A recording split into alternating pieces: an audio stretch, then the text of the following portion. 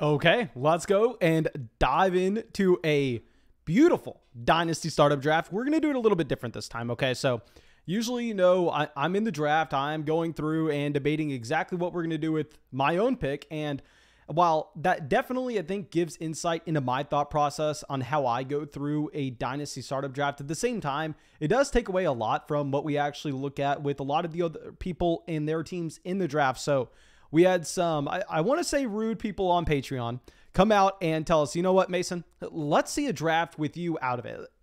Take yourself out. Let's look at a draft that just has other members of the Patreon community. So that's exactly what we did. Posted this link over there on Patreon, and I did not take a spot. So let's just dive into this. Hopefully y'all can hear me. Hopefully everything's okay with the screen, and I guess it is not. Let's fix this right now. Just 1 second. I apologize about that. So we have Raymond on the clock right now at the 101. I mean, this is going to be a 12-team Superflex tight end premium draft, okay? 12-team Superflex tight end premium. We got Josh Allen going off the 101. I understand the thought process. I mean, I know a lot of people want to go with that elite level quarterback, yada, yada, yada. I get it. Josh Allen looked fantastic. My guy is still going to be Mahomes. I mean, if you're looking at Patrick Mahomes, obviously you don't need to be concerned about the age with either quarterback. I mean, age doesn't matter at the QB position, especially not with guys like Mahomes or Josh Allen. But if you look at the consistency of what we have had with Patrick Mahomes since 2018, we've had a much larger sample of just straight up dominance with Mahomes. And Jayan coming out says, don't talk about players until they're gone. Yes, sir. I got you. We're not going to talk about anybody on the best player available list. I will scroll through. This will just be a live reaction. You got Jayan taking Jonathan Taylor at the 105. Jonathan Taylor, obviously the 101 in a one quarterback format. Really does come down to where we're going to be taking him in a Superflex league compared to those other elite level quarterbacks such as Joe Burrow and Justin Herbert. And with Joe Burrow going at the 103, I get it. I mean, obviously, you can't fault that pick to a certain extent. However, that's not going to be my guy. I mean, if you're looking at Burrow, this is a quarterback option that I don't want to focus in on this too much, but the rushing upside is non-existent. Like if you compare him to Justin Herbert, for instance, I mean, Herbert can go out there and get 400 rushing yards in a season. And while that may not necessarily seem like a big deal, 400 rushing yards in a year is an extra 1,000 passing yards added on. And from what we have seen outside of a playoff stretch from Joe Burrow, I think Justin Herbert and Burrow himself, I mean, they're very comparable. I think I would go Burrow over Joe Burrow. I'm sorry, I'd go Herbert over Joe Burrow. One thing I can do real quick is actually pull up my Patreon Dynasty rankings to talk about where we have them. And you know what I forgot to do? I'm an idiot. I forgot to remind everyone in this live stream right now. Drop a like on the stream. Subscribe to the channel. Fix your goddamn life. Let's go. We only got 11 likes on this live stream. What are we doing here? Let me pull up and see where we have Joe Burrow exactly in our Dynasty rankings, because I know this is a quarterback that, I mean, obviously has been a polarizing option. People have been upset with me for having Kyler Murray over Joe Burrow in a 4-point passing touchdown format, but as we previously discussed with the rushing upside, I think I'm going to be taking Kyler there. Now, if it's a 6-point passing touchdown league, can completely see the thought process of wanting to go with Joe Burrow, someone that can have that passing volume and can be a very consistent option, with the assumption that the Cincinnati Bengals will also improve the offensive line this upcoming season. But yeah, we have Justin Herbert at quarterback 3 and Joe Burrow at quarterback 5. Just one small note. Now, if we're looking at a couple of these other players, love seeing Trey Lance go here at the 202. What's really funny is I still feel bad for telling everybody to draft Trey Lance over Kyle Pitts, not Justin Fields. Don't feel bad about that one, but telling people to draft Trey Lance over, I mean, Jamar Chase even. And I was adamant on that. Like if you would have come in to our Patreon community last year and you would have told me, hey, Mason, in my rookie draft today, I took Jamar Chase at the 102 over Trey Lance, I probably would have laughed you off the face of the planet. Like, y'all know how in love I am with Trey Lance, the rushing upside, the situation, the team investment, the three things that we look for with these rookie quarterbacks. Trey Lance is elite in every category. Now, what's surprising is, despite Lance not starting at all last year, our bold prediction last offseason, when most people were getting Lance in the 4th round of startup drafts, was that he was going to be going in round 1 or early round 2. And I know that a lot of people here maybe are looking at our rankings and a little bit biased when they take Lance at the 202, but his value has increased. I mean, I pulled this up with DLF ADP. I've been seeing people on Twitter all in on Trey Lance as of late. Don't know where these people were last year. Like, it's funny that Lance didn't start. Not only did his value not go down, but from my perception, and of course, I live in my own little bubble, and I'm very bad about that. I need to go through and try to look at different sites to get different ADP sources. I mean, if I live in the Patreon community for too long, we're all just going to be taking Trey Lance at the 101. But from what I've seen, am I crazy to say Lance is more valuable this offseason than he was last? Please let me know. Please let me know if y'all think I'm crazy with that assumption. Okay.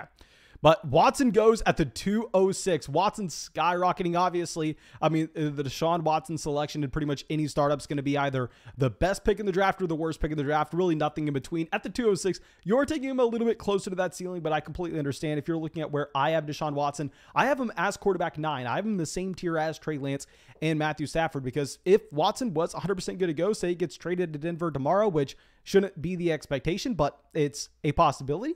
If that happens, Deshaun Watson is right up here, probably only behind Josh Allen and Mahomes if he is just 100% good to play. I mean, if you're looking at our own dynasty rankings and Watson gets traded to a favorable spot, if he gets traded to Tampa, he'll be dynasty quarterback 3. Like, Deshaun Watson is that damn good. Now, looking at Jalen Waddle at the 208, this is where we get to a little bit of a range where, like, what exactly are you going to do? That's why I can't fault really anybody for going with a Trevor Lawrence, even though, I mean, I would prefer Stafford. I mean, going with Jalen Waddle. Well, I like A.J. Brown. I can see the argument for Jay and decided to go with Jalen Waddle based on the fact that if you look at a points per game basis, Waddle as a rookie last year probably outproduced A.J. Brown. And of course, there are so many different variables going into that. I mean, if you look at the context of the situations, I personally have A.J. Brown as our wide receiver 3 in Dynasty. You got DK Metcalf going at the 210. I say it every mock draft. I don't want to talk about this too often. I mean, I talk about this pretty much every video at this point.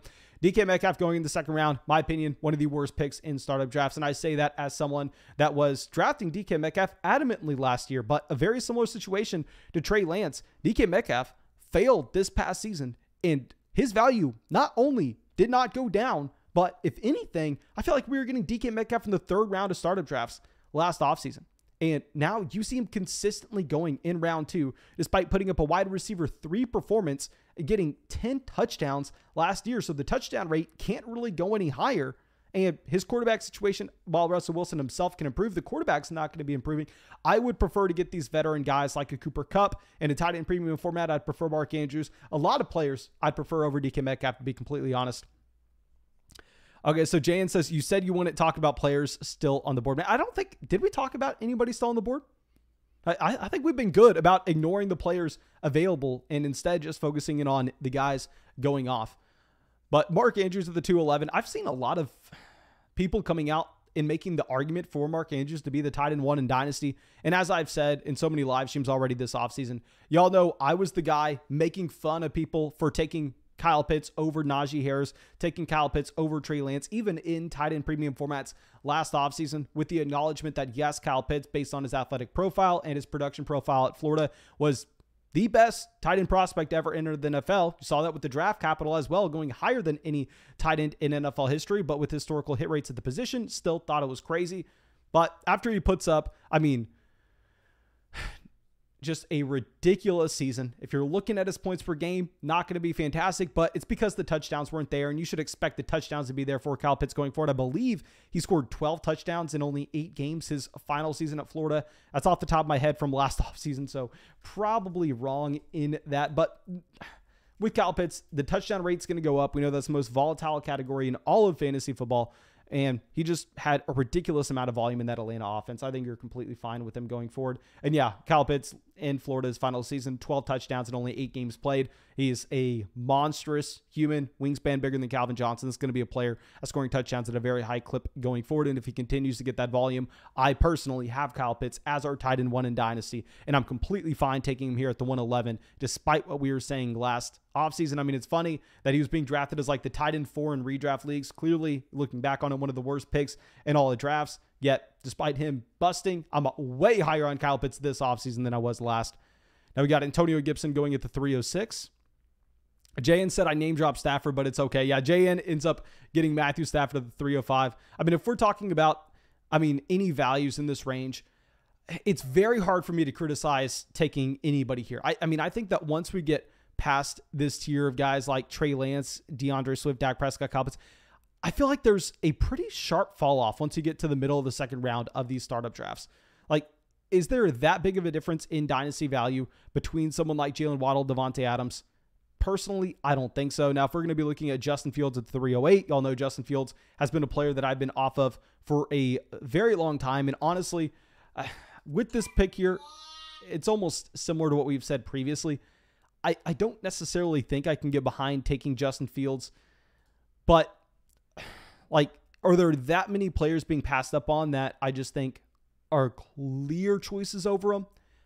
I don't want to even bring up any names here. I definitely see about 6 guys on this list, but if you wanted to take Justin Fields at the 3-4 turn of your startup draft, which is later than where he was going last offseason, completely fine for that, but I want to reiterate my stance that we've had for a very long time now. If you look historically, those quarterbacks that fail their rookie seasons, they're less likely to have that breakout year in year 2 than just to continue to go down that slope. Obviously, it was a bad situation in Chicago last year. It's going to be just as bad this year. They don't have a first-round pick. They're going to be losing Allen Robinson. Changing the coach isn't going to just fix everything, even though Nagy was pretty bad.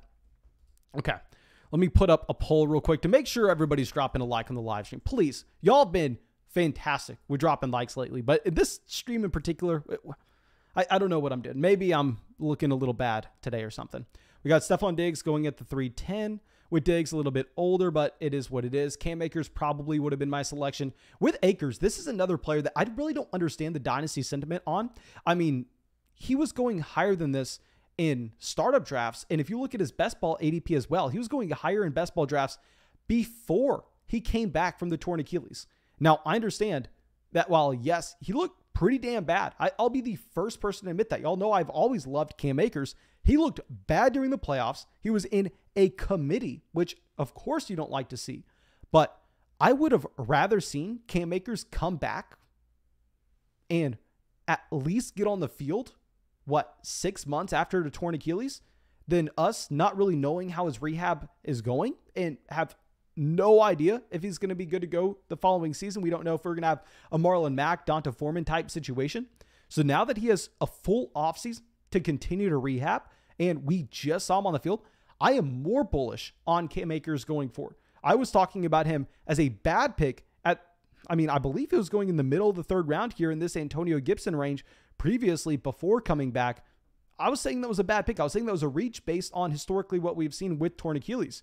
But with his return, I just have to take my L, and I'm fine actually moving him up from that range despite being in a committee and looking pretty damn bad.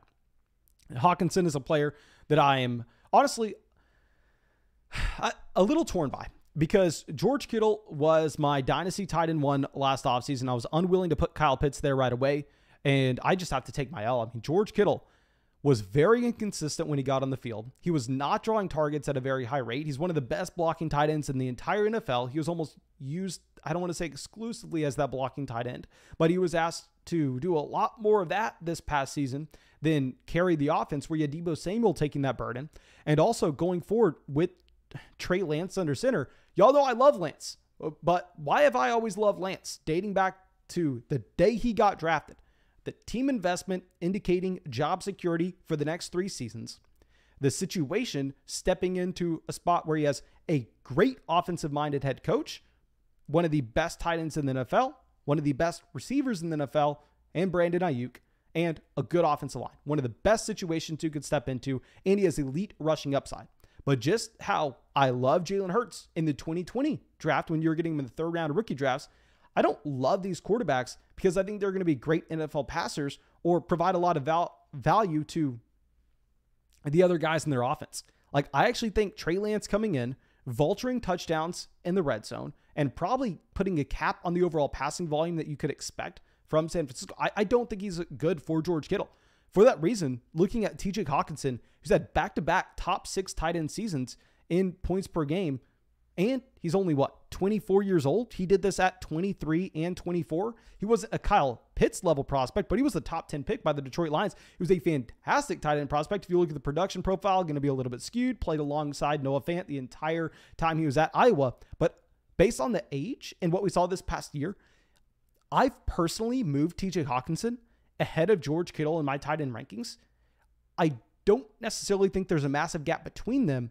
And in this startup draft, them going 12 picks apart is kind of whatever. But I do want to make note of it because we have seen in a lot of other startup drafts, them instead of going 12 picks apart, they're going 30. And I think that is truly a mistake. Okay, Batmac Gaming coming out says, what should my price for Mixon be?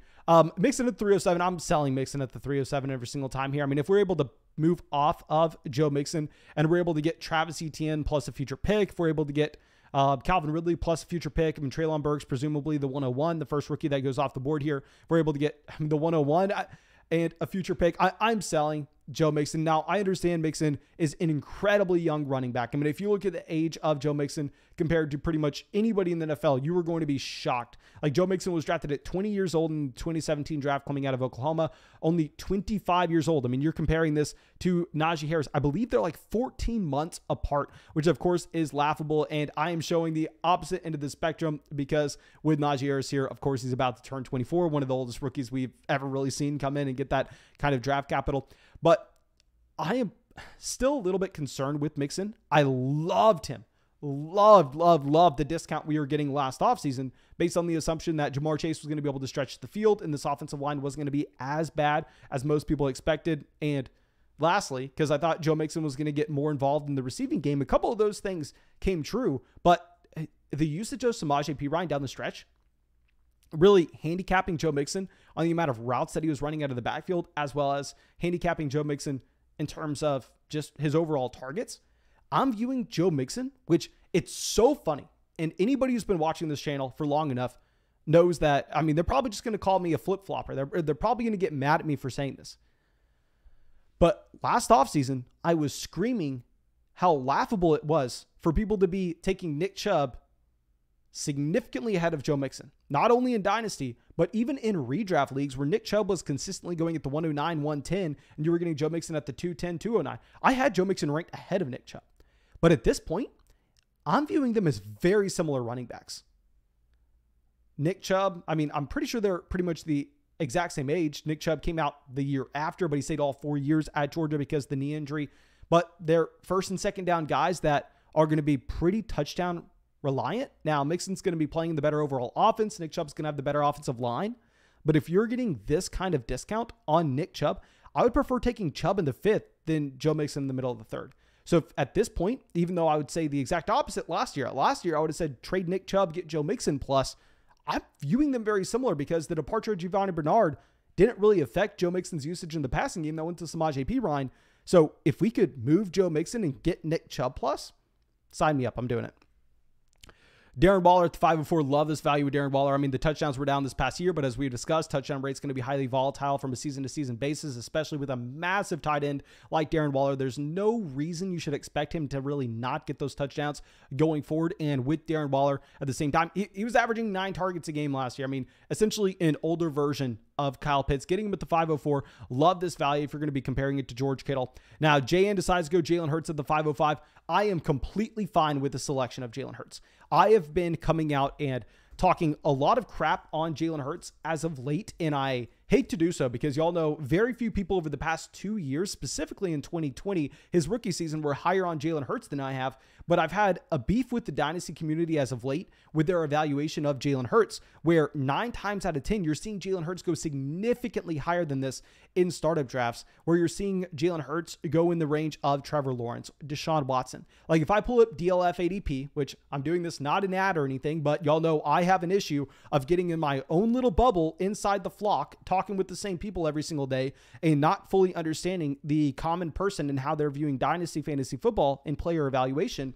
If I go over to DLF and pull up Jalen Hurts ADP, he's the quarterback 7 between Joe Burrow and Dak Prescott, going ahead of Trey Lance, Aaron Rodgers, Justin Fields, Russell Wilson, Trevor Lawrence. Trevor Lawrence is the quarterback 13. But if instead you're getting Jalen Hurts at the 505, a fantastic pick. I'm viewing Jalen Hurts and Aaron Rodgers in a very similar light. Now, of course, it sounds crazy because, with Jalen Hurts significantly younger, I know a lot of people view him as a long-term option, but historically speaking, based on the team investment that we've had from Jalen Hurts, you have to be a massive hit at the NFL level to be able to hold your job over a long duration. I would actually be hesitant on the job security for Jalen Hurts going forward. However, if you're looking at a points per game basis, every game that he's going to start, we know Jalen Hurts is going to be a top 10 quarterback, and it's not really a question based on that rushing upside.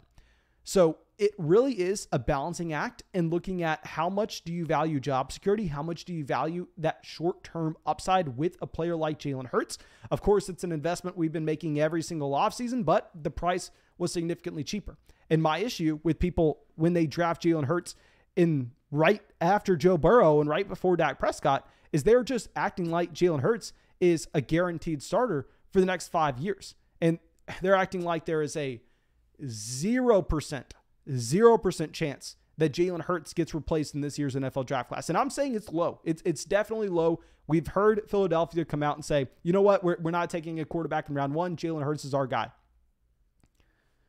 I promise you, this team's going to be looking at those quarterbacks. This team's going to be looking at Kenny Pickett. This team's going to be looking at Malik Willis. This team's going to be looking at Matt Corral, just in case one of them falls to the late teens and they go, you know what, this guy's better than Jalen Hurts. We got 3 first-round picks. Let's take a swing. Let's have a little quarterback battle in camp. Maybe it doesn't start right away. Maybe it's a Jordan Love type situation.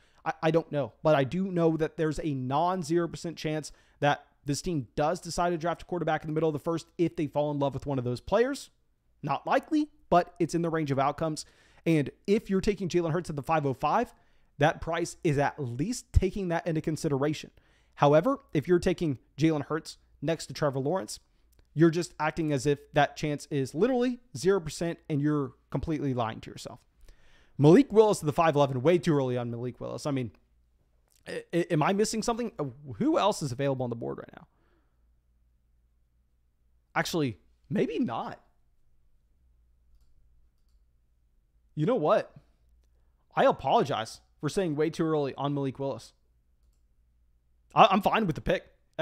I'm fine with it. Taking him right after these veteran running backs that you know you're going to get a top season from, but the long-term value is a little bit questionable. Malik Willis, if we're just talking about a quarterback with rushing upside, and I'll be the first person to admit, y'all know, we talked about this with Trey Lance. It's why I didn't like Justin Fields last year. It's why I wasn't in love with Trevor Lawrence. I'm not trying to fool myself and saying, oh, I can watch these quarterbacks on film. I can look at numbers and know exactly who's going to succeed in the NFL. There's no harder job on the planet than figuring out what quarterbacks are going to be successful in the NFL, than figuring out Tua Tagovailoa is going to fail, Justin Herbert is going to be a superstar. Millions of dollars are pumped into that. So my quarterback evaluation, we got 3 things. We got draft capital, which indicates job security going forward and the probability of actually getting starts. Situation they're stepping into, because clearly we see how that plays out with guys like Trevor Lawrence, Justin Fields last year, why I wasn't a big fan of them and why I loved Trey Lance, because look at the situation he's stepping into, and rushing upside, because once they do get that start, someone like, say, Carson Strong, he's starting. You have no idea if you can put him in your starting lineup. He has to go out there and average over 300 passing yards a game for him to even come close. However, Malik Willis, if he does get that start, you know you're going to be plugging and playing him. So I'm actually fine taking Malik Willis here at the 511 because he checks a lot of those boxes. I was a lot lower on him just 2 months ago before the Senior Bowl when NFL mock drafters had Malik Willis as a late first, early second round pick. I was sitting there going, oh, you know what, Malik Willis, yeah, we definitely want him in Dynasty because of his rushing upside, but he's probably not going to be a starter. Now, after the Senior Bowl, where it looks like he's trending towards being the first quarterback off the board, I'm all in. If he's the first quarterback off the board in the NFL draft based on his rushing upside, he's easily the quarterback one in this rookie class. You got Matt Corral, Kenny Pickett going at the 603, 605. Josh Jacobs, I honestly think at this point, and y'all know, I really did not like Josh Jacobs 2019 and in 2020 after his rookie season when his value actually increased. Josh Jacobs quietly is one of the best values in Dynasty now. I hated him when he was going in the second round, but let's look at the facts here. Josh Jacobs has consistently increased his role in the receiving game. Josh Jacobs is an incredibly young running back who was drafted at 20 years old coming out of Alabama. He is 2 months younger than Najee Harris. If you're going through and looking at his receptions. 20 receptions. Year one in 2019. 33 receptions in 2020. In 2021, he comes out. 54 receptions. Josh Jacobs is catching passes now. And he's still incredibly young. He has the job security going forward because they're paying Kenyon Drake. They signed him to an $11 million guaranteed contract last offseason. They invested a first-round pick into Josh Jacobs 3 years ago. So they really don't have the optionality to invest anything more into the running back position. They're going to have to go sign Juju Smith-Schuster, try to do something at wide receiver. So Jacobs has the job security, and we have seen him lead the NFL in carries inside the 5-yard line back in 2020. And at the same time, he's now, I don't want to say a great pass catching running back, but at least getting used in that fashion. Hell yeah. Sign me up for Josh Jacobs at the 607 here. Okay, Tua at the 610. I'm completely fine with the price in Tua. I'm not going to really say anything about that.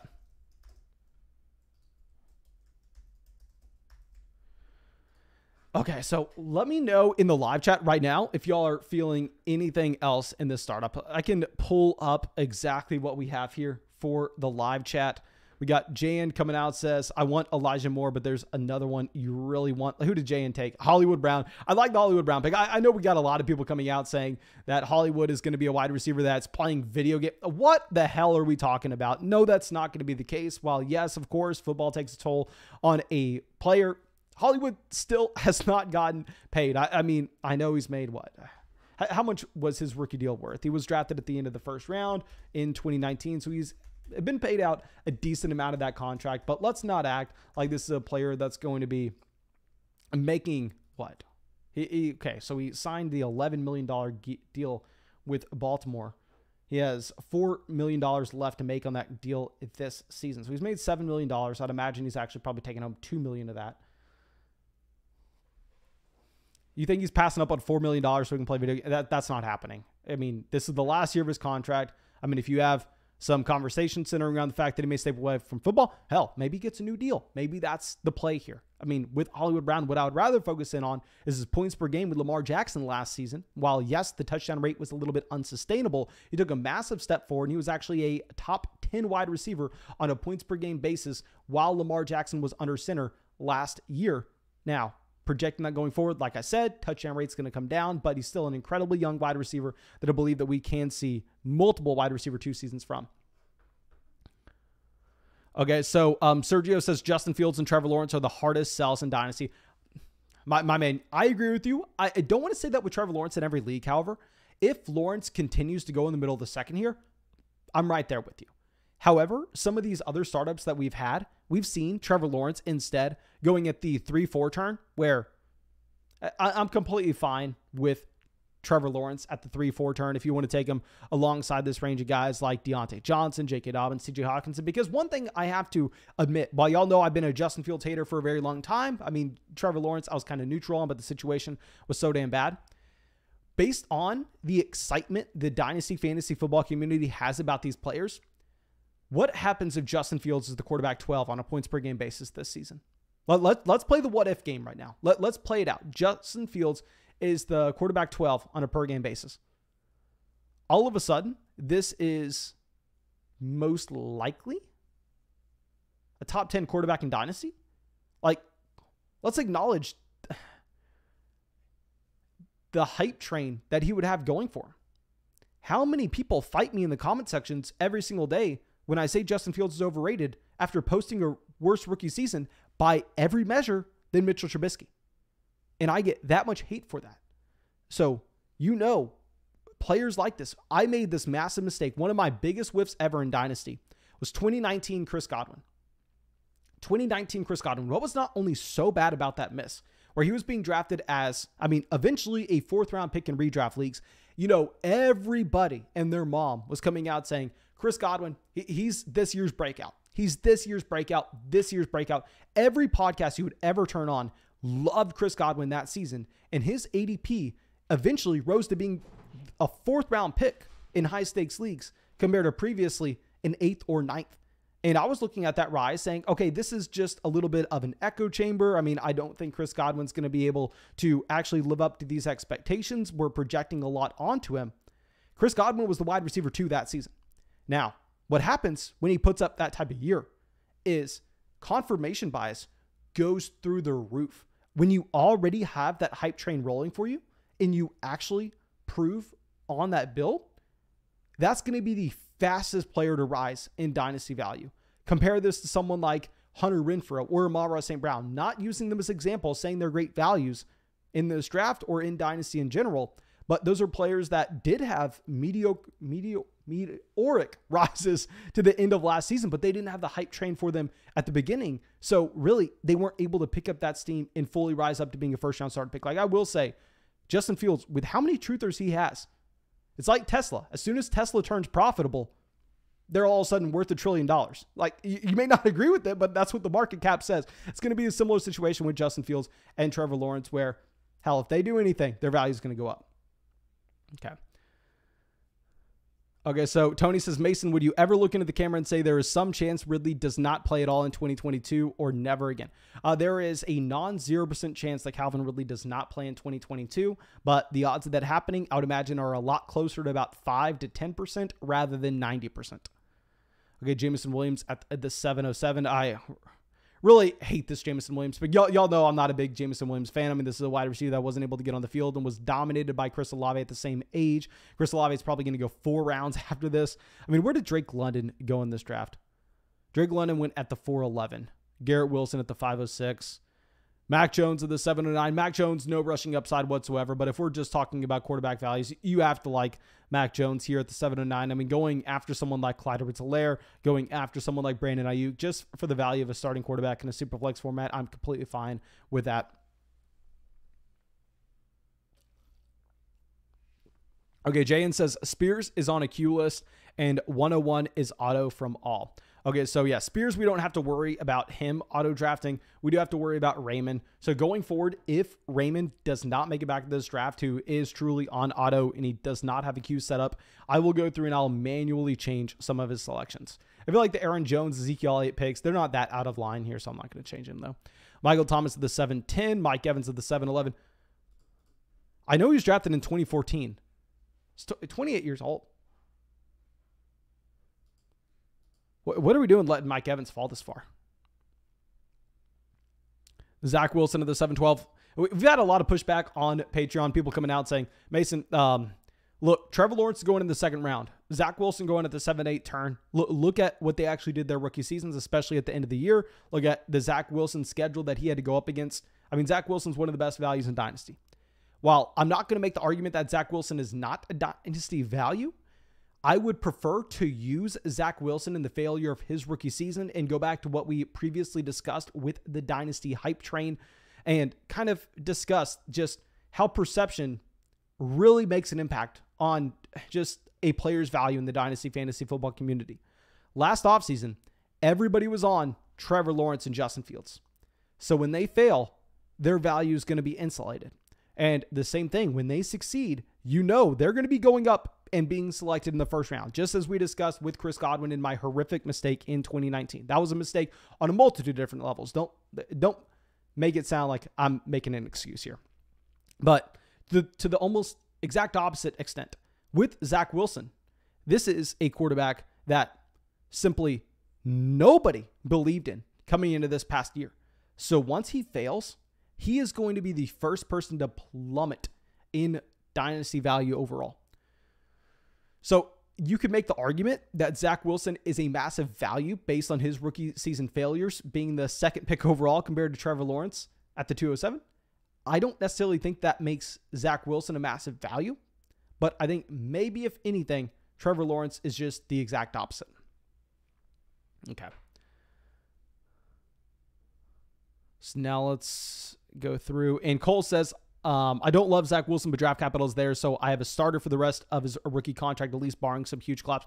I completely agree with you. That is a big thing we talked about in our Dynasty Rookie Draft Guide with that draft capital in particular, with Zack Wilson, Trevor Lawrence, and Trey Lance. Historically speaking, those quarterbacks that go in the top 3 of the NFL draft, they are guaranteed to play out their rookie contract, whether they're as bad as Marcus Mariota, Blake Bortles, Mitchell Trubisky. Those guys, they play 4 years. So I'm right there with you. Zack Wilson, fine value at the 712. I'm just using that as an example of really showing how crazy the Dynasty hype train can actually get for some players. Cole says, can't believe Evans fell that far. I was ready to pounce at the 7-12. Oh yeah, that would have been nice. And then we have SBS Sports says, I would have taken Mike Evans over McLaurin. Don't know I fell that hard. Yeah, I think that we can all agree here. I mean, Mike Evans going behind Michael Thomas, probably one of the best values at this point. Okay, so my God, are we really having 2 auto draft teams at this point? Oh my gosh, am I gonna have to fix this? Okay, let me pause this. I apologize to all. Please, Raymond, and I know both of y'all have been a part of the Patreon community for a very long time. I understand that. But if somehow you're watching this right now, either A, get your ass back in this draft, or B, please never do this again. Never auto draft again. Let's fix a couple of these draft picks, okay? I think at this point, it's safe to say nobody's taking Kyren Williams in this range. Okay. I think that most people are probably going George Pickens. So I apologize for anybody who wanted George Pickens. I just want this mock draft to be as accurate as possible for anybody watching this and trying to use it for their own. In a tight end premium format, Frymuth at the 901, I think most people are fine with.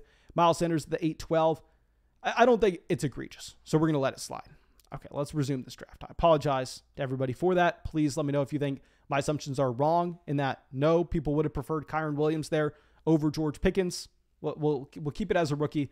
Zedro gets his guy. He gets Kyren Williams. Maybe I was wrong with that. I mean, based on everything that I've seen in the Patreon community, I know there's a lot of hype going for George Pickens, which I maybe just prefer getting Justin Ross a lot later. Okay. So we got Vikings up on the clock. Okay, NFO Island is back in the draft. Okay, perfect. What's really funny is I should probably wait to say this until he actually gets drafted. I'll bite my tongue here a little bit. JN says, I have the 2021 leaders in targets at wide receiver. Brown at number 9, 145. Waddle tied at number 10, 140. Mooney tied at number 10 for 140 as well. I would be very interested to see those players on a per game basis. Because I know Darnell Mooney. Didn't Darnell Mooney play every single game? Let me pull this up. Yeah, Darnell Mooney. He played every single game. So if you're looking at an average 8.23 targets a game, would be interested to see how that stacks up over the entire NFL. And that volume should be predictable going forward as well. Mike Williams at the 905. Rashad Penny at the 905. Okay, I got to say this. JN, what are we doing here? Like, are y'all pranking me or something? Did y'all come up with an idea before this draft to get started? Say, you know what? We're taking Kyren Williams. We're taking Rashad Penny over Leonard Fournette. Like, over Damien Harris. If I'm pulling up my Dynasty rankings, I was screaming for I don't know how long that Leonard Fournette was overrated. Did something happen that I don't know about? Fournette earlier this year was a 3rd round pick in best ball drafts. He was going in like the 4th round of these Dynasty startups. Yeah, I have him ranked ahead of Sanders, Clyde Edwards-Helaire, Damian Harris. I'm definitely ranked ahead of Rashad Penny. Ryan Tannehill at the 908. Value of the draft. Value of the draft. The difference between Tua and Ryan Tannehill for me is marginal. I mean, with Tannehill, we have seen him post high-end wide receiver 2 seasons. We've seen Tannehill be one of the most efficient quarterbacks in the entire NFL. This past season, the offense collapsed based on the departure of Derrick Henry, based on A.J. Brown missing a significant amount of time as well. The team has already shown the commitment to Ryan Tannehill with his contract, as well as the fact that the coaching staff has been talking about being committed to Ryan Tannehill, which, of course, y'all know I don't buy every single time. Very similar to what we're saying with Daniel Jones, what we're saying with Jalen Hurts. But with Tannehill, you're getting that discount on it. And to go along with this team doesn't have the assets like the Philadelphia Eagles. I mean, if the Tennessee Titans had 3 first-round picks this year, they could easily put together a package to go get Rodgers. They could easily put together a package to go get Wilson. They could draft a quarterback in the middle of the 1st round. Sure. Yeah, Tannehill, I think we have to worry about his job. What are the Titans going to do? I think they have Tannehill next year. Okay, David Bell at the 911. I'm completely fine with David Bell at the 9-11. I mean, y'all know I was talking a lot of crap at David Bell previously, but that was when it was consensus to have David Bell ahead of Chris Olave. Like, if you want to take David Bell here at the 9-11, I'm not going to argue with you. Hunter Renfrow at the 10-01.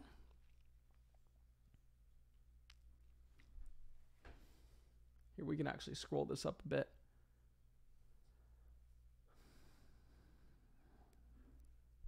Yeah, Fournette, like, in reality, what's that different? Same draft class. What is that different to have Joe Mixon at the 307 and Leonard Fournette at the 910? It's a contract. It's a contract in the situation we know going forward. Now, of course, Leonard Fournette will not be in as good of a situation this upcoming season as Joe Mixon will be. It's not going to be in as good of a situation as he was last year. Nobody's arguing that. But if you are looking at the two running backs this past season, Leonard Fournette and Joe Mixon were literally identical with their points per game. Fournette, I would make the argument, I mean, his usage a little more predictable going forward. 10 total touchdowns. He had 69 targets, 180 carries. He had the volume. I mean, if you're looking at Joe Mixon, 35 targets. However, he does end up getting 16 touchdowns. Like, I thought that Leonard Fournette was drastically overvalued just 2 months ago based on him not having a contract. But to get him here at the 9-10 after the season that he just posted, like if he just lands in Miami, if he lands in Arizona, he lands anywhere, his value is going up from here. I'd be a lot more confident with Leonard Fournette than I would be with someone like Rashad Penny. I mean, y'all know I've gotten Rashad Penny wrong every single year. I've been all in on Rashad Penny saying, if you looked at our process and you put the minimum thresholds that we had for an elite level running back, there was only one bust out of, I mean, however many running backs were in that sample that cracked our minimum thresholds for draft capital, size, college receiving game capability, just attributed to college target share, and 40-yard dash time. That one bust was Rashad Penny. And I was all in on Rashad Penny every single year because I just didn't understand how Rashad Penny couldn't work out. I thought it was almost a guarantee. But I think we are almost shown to be right this past season. And my thought process of Rashad Penny really hasn't changed. He's a running back that we've always known has the talent. He just doesn't have the ability to stay on the field. So to take Rashad Penny over Leonard Fournette, oh my God, I can't get behind it.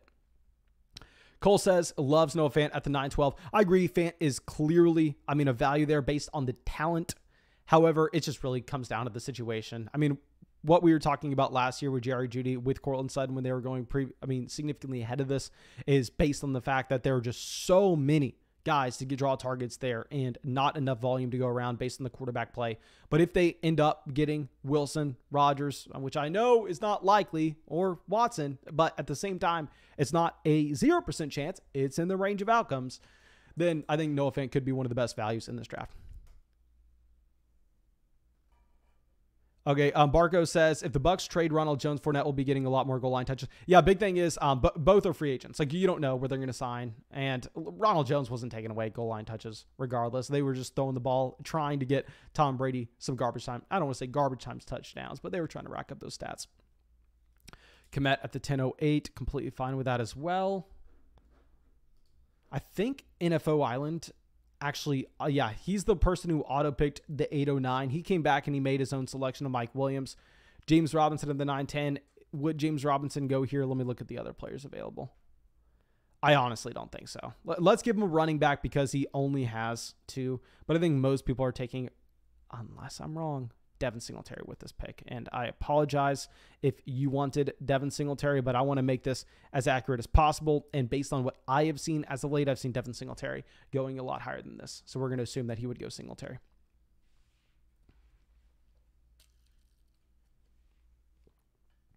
Jayan says, went Kmet because technically I'm trying to fill a roster.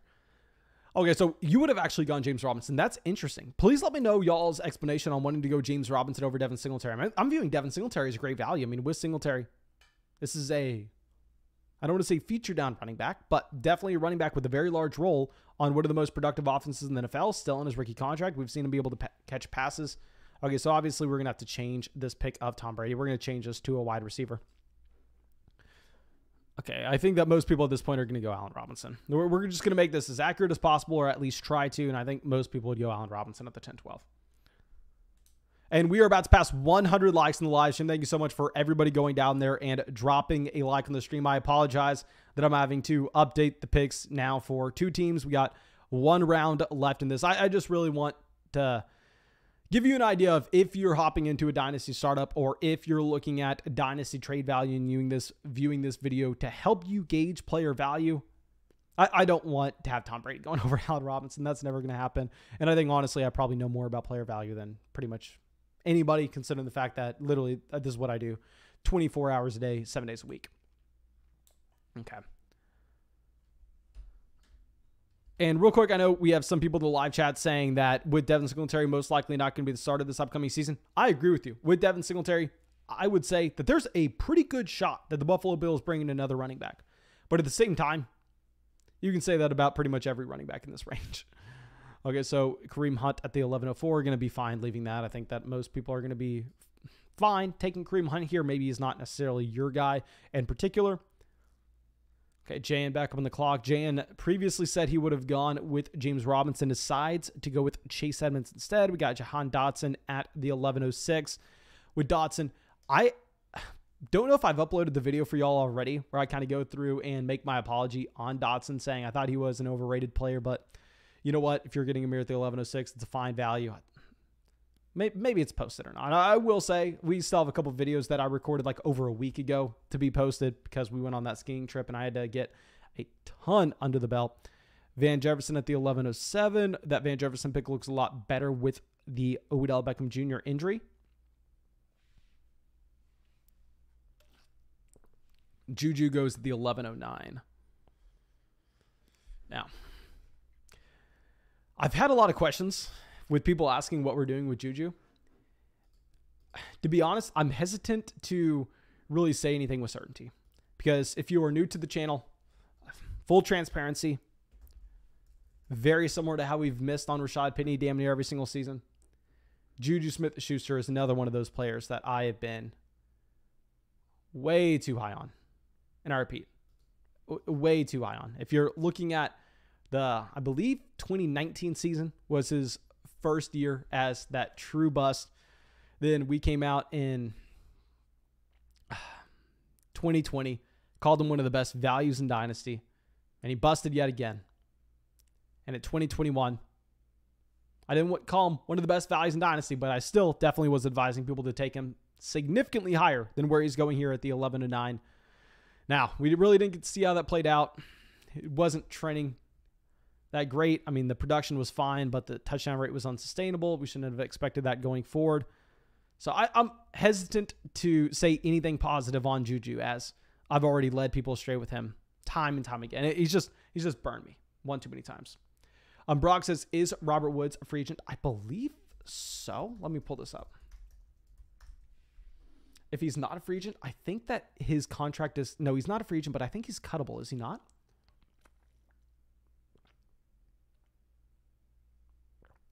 So, no, he's not a free agent, but technically he is cuttable.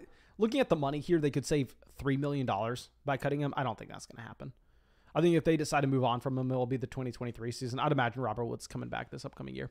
Odell Beckham Jr. at the 11:12. I would have really liked the Odell Beckham Jr. pick before the injury, but at this point, I think I would definitely prefer someone like Adam Thielen. I prefer Alexander Mattison. I think with Odell, it's just so damn hard to go through and assume that a wide receiver that tears his ACL in February is going to be able to make it back in a timely manner, especially when it's your second tear, especially when you're as old as Odell Beckham Jr. Love the pick of Alexander Mattison. I mean, with Alexander Mattison, I just view him the exact same player as Tony Pollard. We've gotten into it before. I don't necessarily need to go through that again. I guess some people will probably want our opinions on these rookies. With Rachaad White, I mean, clearly he has the receiving game capability, but my problem with a lot of these running backs that are going to be going a little bit later, guys like James Cook, Brian Robinson, Rachaad White, I really want to wait until the NFL Combine. Y'all know I really don't care about the Combine for wide receivers. Don't really care about it for quarterbacks. I do care about it for tight ends.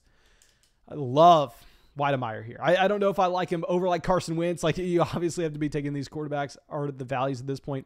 But as a long-term shot on a rookie. I actually have a video coming out very soon about Weidemeyer. But anyway, with Rachaad White, he has the receiving game capability. We just need to see the size and the speed.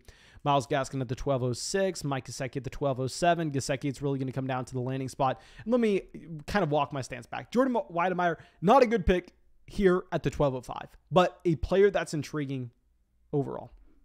Okay. I'm honestly not even, actually, I will change this. Okay, Carson Wentz has to be the player here. I mean, Carson Wentz at the 1209. If you're taking Carson Wentz after Jordan Weidemeyer and Corey Davis, it's a pretty good investment. Okay, so Jameson says, would you take the 105, the 107, and the 110 for Joe Burrow? If we were talking about last year's class, probably this year's class is going to be significantly harder to move off of those elite level quarterbacks for picks and picks only. But I think that this should be pretty much the end of this draft. I'm going to show the screen real quick just so everybody can take screenshots. I'm also going to go throw it on Twitter as well to get your opinions. But again, thank you so much for being a part of the flock, coming and checking out the live stream.